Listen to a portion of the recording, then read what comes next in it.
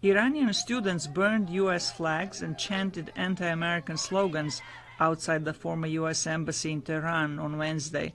Some said the nuclear deal has not improved their lives and that U.S. sanctions cannot make it worse. Iranian leaders have threatened to resume the country's uranium enrichment program, but Trump expressed confidence they will agree to negotiate for a new deal. And Iran will come back and say, we don't want to negotiate, and of course they're going to say that, and if I were their position, I'd say that too for the first couple of months. We're not going to negotiate, but they'll negotiate.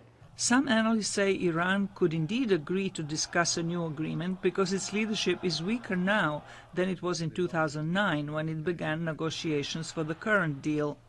They're in trouble, they're vulnerable, they're desperate, they're extremely afraid of their own population, that further escalation on their part would bring about more outrage on the part of the population, because the people are saying, you haven't dealt with our issues. Critics of the Iran deal say it does not control Iran's ballistic missile program or Iran's support for extremist groups in Iraq, Syria, Yemen and Lebanon. But U.S. allies Britain, Germany and France say that any deal that holds Iran's nuclear arms development is better than none.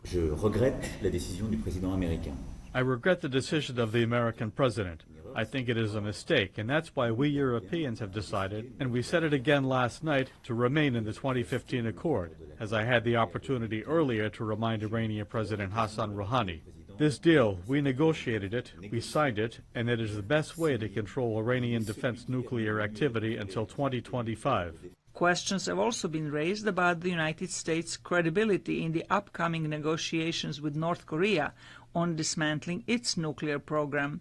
Some analysts say Trump's decision on the Iran deal sends a strong message to North Korea that the United States would rather have no agreement at all than a bad agreement. Zlatica Hoke, VOA News, Washington.